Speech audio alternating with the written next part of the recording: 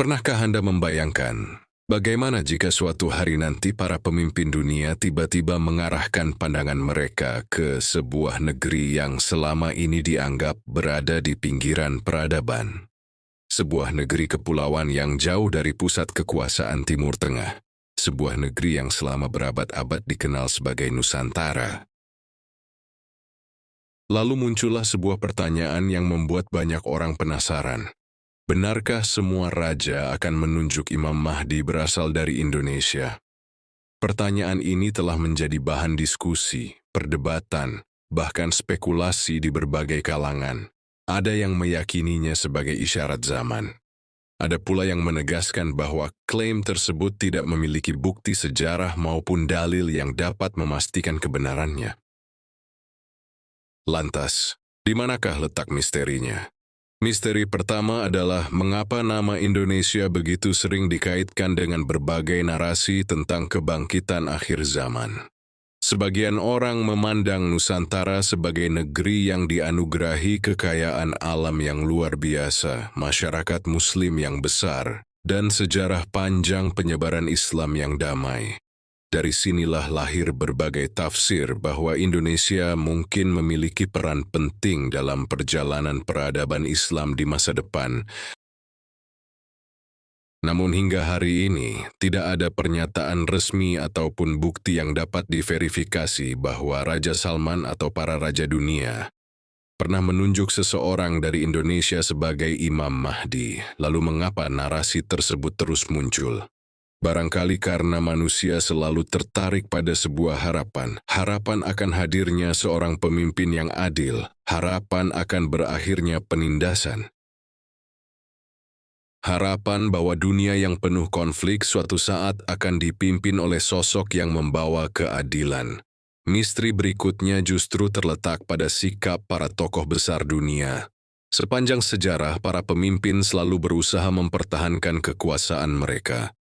Tetapi berbagai tradisi keagamaan berbicara tentang datangnya seorang pemimpin yang tidak memperoleh kedudukannya melalui pemilihan manusia, melainkan atas kehendak Allah. Jika demikian, apakah para raja nantinya benar-benar akan menunjuk Imam Mahdi? Ataukah mereka hanya akan mengakui kepemimpinan beliau setelah tanda-tanda yang dijanjikan benar-benar terjadi? Inilah pertanyaan yang hingga kini belum memiliki jawaban pasti.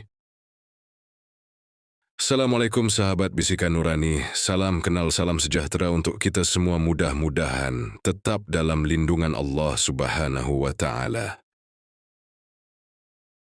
Dalam ajaran Islam, Imam Mahdi diyakini sebagai sosok yang akan muncul pada waktu yang telah Allah tetapkan.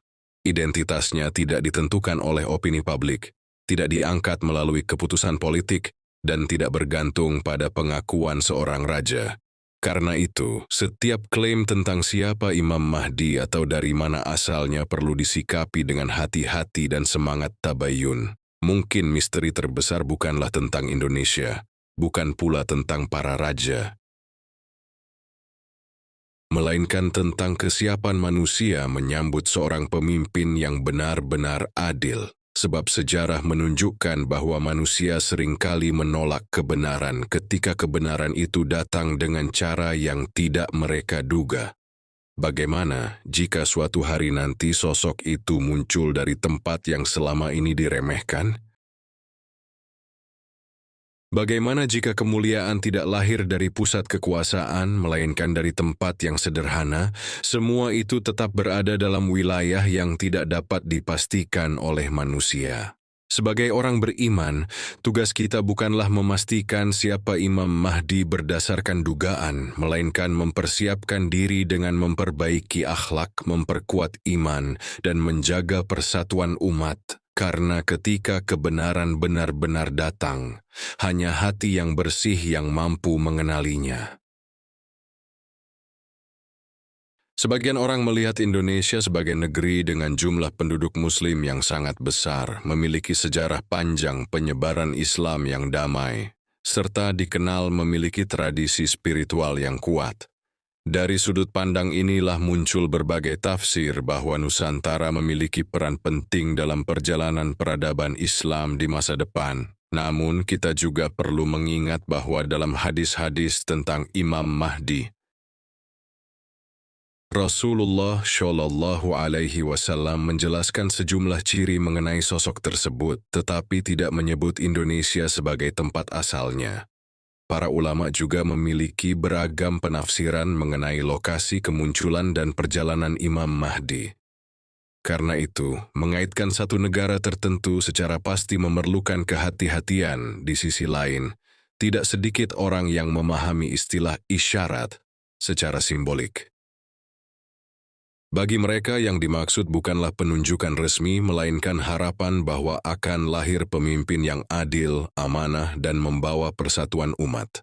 Dalam sudut pandang ini, Indonesia dipandang memiliki potensi melahirkan banyak tokoh yang berakhlak mulia. Pertanyaannya, apakah seorang raja dapat menunjuk Imam Mahdi? Dalam keyakinan mayoritas umat Islam, Imam Mahdi bukan dipilih melalui keputusan seorang raja atau pemerintah. Ia diyakini sebagai sosok yang telah ditetapkan Allah, dan kemunculannya akan terjadi sesuai kehendaknya. Baiat terhadap Imam Mahdi pun dalam berbagai riwayat dikaitkan dengan peristiwa yang terjadi di Makkah, bukan melalui penunjukan politik.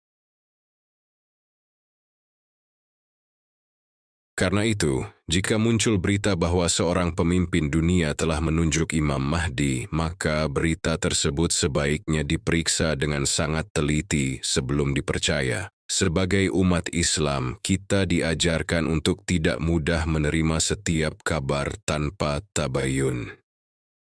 Sejarah telah menunjukkan bahwa banyak informasi yang viral ternyata tidak memiliki dasar yang kuat. Bahkan, berbagai klaim yang mencatut nama Raja Salman beberapa kali telah dibantah oleh pemeriksa fakta karena merupakan informasi yang dimanipulasi atau tidak benar. Lalu apa pelajaran terbesar dari pembahasan ini? Barangkali yang paling penting bukanlah sibuk menebak siapa Imam Mahdi, melainkan mempersiapkan diri menjadi pribadi yang lebih baik. Sebab ketika Allah menghadirkan seorang pemimpin yang adil, orang-orang yang akan berdiri bersamanya adalah mereka yang telah membangun keimanan, kejujuran, kesabaran, dan kepedulian terhadap sesama. Bisa jadi, isyarat terbesar bukan tentang siapa yang ditunjuk, melainkan tentang siapa yang siap memperbaiki dirinya. Semoga Allah memberikan kepada kita hati yang jernih, kemampuan membedakan antara fakta dan spekulasi, serta menjadikan kita termasuk orang-orang yang selalu mencari kebenaran dengan ilmu dan kebijaksanaan. Wassalamualaikum warahmatullahi wabarakatuh.